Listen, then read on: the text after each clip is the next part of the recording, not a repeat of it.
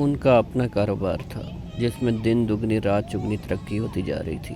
پیسہ آنے کے باوجود انہوں نے اپنا آبائی محلہ نہ چھوڑا، حالانکہ اب وہ کسی بھی مہنگے علاقے میں گھر خرید سکتے تھے۔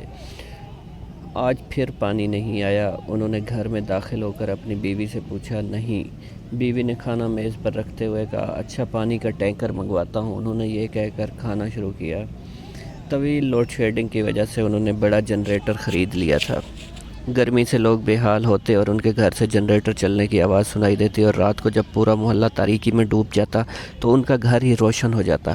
جب بجلی طویل عرصے کے لیے غائب ہوتی تو قریبی پڑوسی اپنے فریج کا گوشت رکھوانے آتے تاکہ خراب ہونے سے بچ جائے۔ وہ گھر پر ہوتے تو ناگواری کا اظہار کرتے اور بیوی پر غصہ کرتے۔ ہم نے کیا ٹھیکہ لے رکھا ہے لوگوں کا؟ میرا گھر کوئی فلاحی ادارہ نہیں جہاں میں لوگوں کی مدد کروں۔ غصے میں ان کی آواز تیز ہو گئی۔ بیوی نے وضاحت کی، آخر یہ ہمارے پڑوسی ہیں، بجلی نے اتنا تنگ کر رکھا ہے، ان کے فریج میں رکھا گوشت خراب ہو جاتا ہے، اس لیے یہ 2-3 دن پڑوسی ہمارے گھر گوشت رکھوا دیتے ہیں۔ تم ہی انہیں اتنا منہ لگوایا ہوا ہے۔ جب یہ لوگ گھڑی گھڑی تنگ کرنے آ جاتے ہیں۔ ان کا غصہ بڑھتا ہی جا رہا تھا۔ آخر پڑوسیوں کا بھی تو کچھ حق ہوتا ہے، ہم اس طرح ان کے کام آتے ہیں، اور جب آپ رات گئے دیر سے آتے ہیں تو یہ پڑوسی خواتین ہی ہوتی ہیں جو میرا دل بہلانے کے لیے میرے پاس بیٹھی رہتی ہیں۔ بیوی نے کہا، ایک دن انہوں نے پانی کا ٹینکر منگوایا جس سے ان کا پورا ٹینک بھر گیا۔ کچھ دیر بعد پڑوس کی 2-3 خواتین تھوڑا پانی لینے آ گئیں۔ بیوی نے خوش دلی سے انہیں پانی دے دیا۔ بیوی کا یہ عمل وہ دیکھ رہے تھے۔ اس وقت تو چپ رہے۔ بعد میں بیوی سے کہا، تمہاری یہ خدمت خلق کی عادت مجھے بالکل پسند نہیں ہے۔ میں تو بس دعا کرتی ہوں کہ اللہ نے جس طرح آپ کے رزق میں فراخی عطا کی ہے، اس طرح آپ کو فراخ دل بھی بنا دے۔ بیوی نے جواب دیا، ان کے پاس بڑبڑانے کے سوا کچھ نہ تھا۔ کیا بات ہے، غصے میں لگ رہے ہو؟ بیوی نے پوچھا۔ وہ ابھی جمعہ کی نماز پڑھ کر آئے تھے۔ وہ 5 وقت کے نمازی تھے، حج بھی کر چکے تھے۔ یہ محلے کے لوگ بھی عجیب ہیں، مجھے بہت سخی سمجھتے ہیں۔ کہتے ہیں کہ پانی کے جو نائل لائن آپ اپنے گھر ڈلوا رہے ہیں، اگر اسے محلے کی مرکزی لائن سے منسلک کر دیں تو سب کا بھلا ہو جائے گا۔ ہم سب آپ کو زندگی بھر دعائیں دیں گے۔ اب پیسہ میں لگاؤں اور فائدہ سب اٹھائیں، انہوں نے ناگوار لہجے میں کہا۔ اسی وقت ان کی چھوٹی بیٹی کمرے میں داخل ہوئی۔ پاپا، آپ مجھے فراخ دلی کا جملہ بنا دیجئے۔ فراخ دل انسان کو اللہ تعالیٰ پسند کرتے ہیں، انہوں نے جملہ بنا دیا۔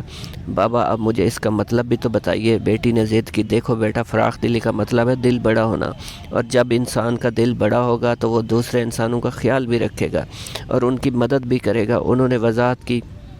بابا، فراخ دلی کی الٹ کیا ہوگی؟ وہ بھی لکھنا ہے مجھے۔ بیٹی نے کہا، بیٹا، فراخ دلی کی ضد ہے تنگ دلی، یعنی دل کا چھوٹا ہونا، اپنی چھوٹی چھوٹی چیزوں سے بھی کسی دوسرے کی مدد نہ کرنا، انہوں نے بیٹی کو سمجھایا۔ اچھا بابا، آپ مجھے 2 چاکلیٹ لا دیجئے، میں اپنی پیاری سی گڑیا کے لیے چاکلیٹ لا دوں گا، مگر یہ بتائیے آپ ہر چیز 2 کیوں منگواتی ہیں؟ انہوں نے مسکرا کر پوچھا۔ بابا، ایک میری چاکلیٹ اور ایک میری سہیلی کی۔ میری استانی کہتی ہیں مل بانٹ کر کھانا چاہیے، مل جل کر کھانے میں جو مزہ ہے وہ اکیلے میں نہیں۔ اور ابھی آپ نے فراخ دلی اور تنگ دلی کا فرق بتایا تو میں فراخ دل بننا چاہتی ہوں، تنگ دل نہیں، بیٹی نے جواب دیا۔ انہوں نے بیٹی کو پیار کیا اور گھر سے باہر جانے لگے۔ آپ اس دھوپ میں چاکلیٹ لینے جا رہے ہیں؟ شام کو چلے جائیے گا، بیوی نے انہیں روکا۔ بیگم، چاکلیٹ لینے بھی جا رہا ہوں اور محلے والوں کو یہ بھی بتانے کہ ہماری پانی کی لائن محلے کی مرکزی پانی کی لائن سے ہی منسلک ہوگی۔ میں خود کو تنگ دلی کے بجائے فراخ دل کہلانا چاہوں گا، انہوں نے مسکرا کر جواب دیا۔ بیوی نے سکون کا سانس لیا کہ وہ اس کی دعائیں رنگ لے آئیں۔ جو بات وہ اپنے شوہر کو نہ سمجھا سکی وہ پل بھر میں بیٹی نے سمجھا دی۔ جی تو ویورز، آپ کو میری یہ سٹوری کیسی لگی؟ اگر آپ کو سٹوری اچھی لگی ہو تو میرے چینل کو سبسکرائب کر دیجئے گا۔